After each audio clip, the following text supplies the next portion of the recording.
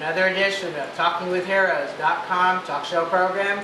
I am Bob Calvert, your host, and we're still here in Kalsu, Iraq.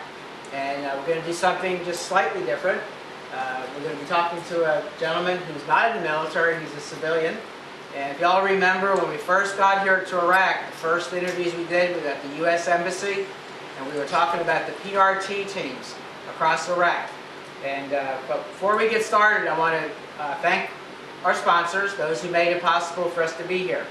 Blackhawk.com, Newsblaze.com, MilitaryConnection.com, FreedomHunters.org, LauraBurgess.com, Number5Jump.com, SoldiersAngels.org, and BroadbandForAmerica.com. What we're going to do now is I'm going to introduce you to Rick Roberts. He is the team leader for the Babil Reconstruction Team. He is a State Department Foreign Service officer, and he's been here for 2 years. This is actually his second tour working on the reconstruction teams. And so it's a privilege to welcome to Talking with Heroes, Rick Roberts. Welcome, sir. Thank you, Bob. It's a pleasure to be here.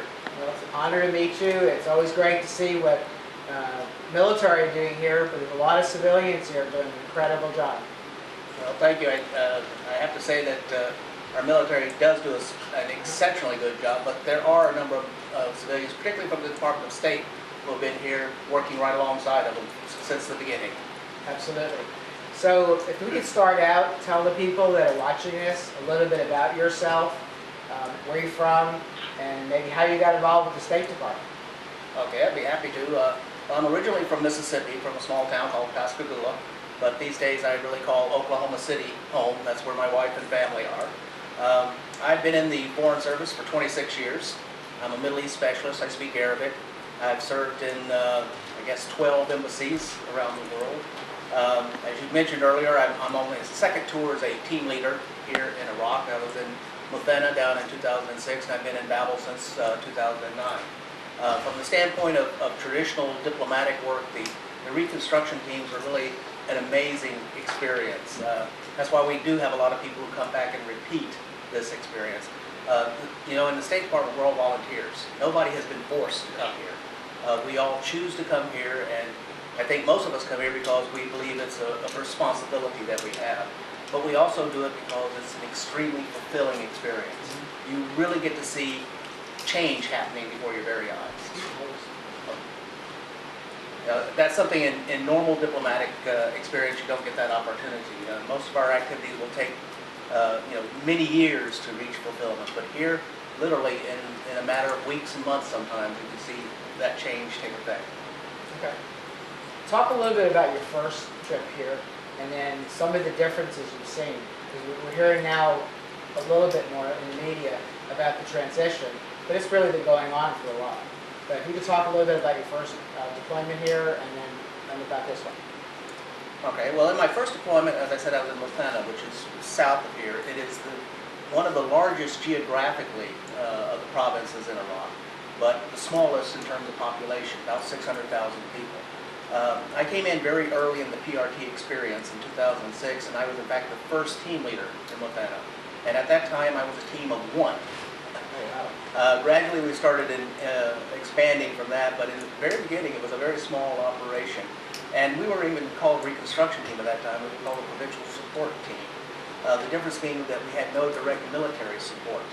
I did not work with the U.S. military at that time. I worked primarily with the Australian and Italian military, which was quite an experience. So the big difference between then and now is that here we have these fully integrated U.S. teams that have DoD components, the Department of State, but we also have Department of Agriculture, USAID, Department of, in some places, Department of Justice, Department of the Treasury. There's a mix all over depending upon what the particular needs of each province are. So it's a much more robust presence and a tremendously active one as well. Talk about what you have been doing here now. As I said earlier, the transition, word's getting out across America.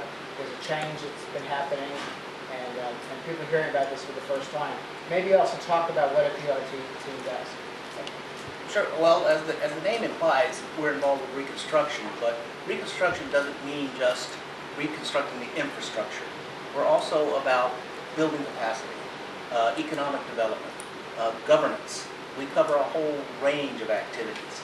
And so in terms of this particular PRT in Babil province, if you know anything about Iraq, Babil is primarily an agricultural province. It doesn't have oil like some of the others. It has good arable land, it has decent water supplies, and it also has a potential for tourism. We're of course the home of Babylon, which is one of the most amazing archaeological sites in the world. So our focus in this province on economic development has been twofold. One, agricultural production, and two, tourism development. The tourism development is really at its nascent stage. It's just in the very beginnings, but has tremendous potential. Potential for not just international visitors coming here, but also regional visitors coming, because Babil is also the gateway to the two important Shia shrines in Najaf and Karbala. So during the pilgrimage season, we have upwards of 10 to 14 million tourists or visitors pass through on their way to these shrines. So just an immense amount of potential. On the agricultural side, Babil is the leading producer in Iraq of honey and fish. Iraqis are great consumers of fish farm fish, particularly carp. And through PRT activities, we have turned Babil into really the supplier of fish for the whole of Iraq. It's been a tremendous success story. And you can see it in terms of the increased, it's interesting, one of the measures of the effectiveness of our economic development is that prices are going up. People are more affluent, they can afford to buy more goods they want, and concomitantly the price of the goods goes up. So, but nonetheless, as I say, they're exporting their fish around the country, they're exporting their honey, they're looking to export the honey internationally. Now the honey business is particularly interesting in Babil because that goes back almost 5,000 years. The Babylonians, the ancient Babylonians were producing honey and we're famous for it. So we've helped restore a really ancient tradition here in that regard. Excellent. So, and by doing all this, you're helping people get jobs, and this has a ripple effect throughout the Iraqi economy, right? Absolutely. We're creating jobs. The people who are working at these jobs, they can go out and buy goods. That helps create more jobs. There's a very real ripple effect. And as I say, the standard of living here has increased in just let's see, I've been here 13 months now at this point. You can see changes in just that time. I mean, the people of Babil will tell you that, they're experiencing it.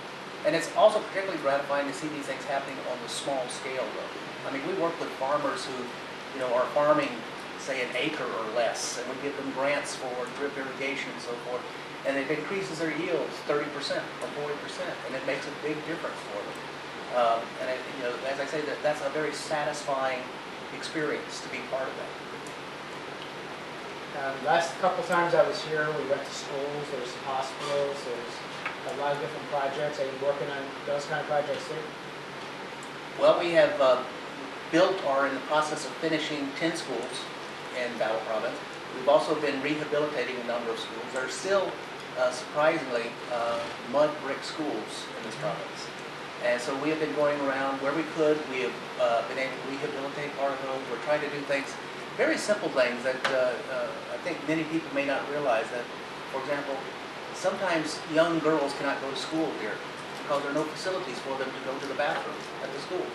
So we're going in and building latrines for the female students in some of these schools and rehabbing the schools in general. Babil is another one of the things that Babil was famous for is its education system. It's always been highly regarded as a source of well-educated, cultured people. Political leaders have come out of Babil traditionally.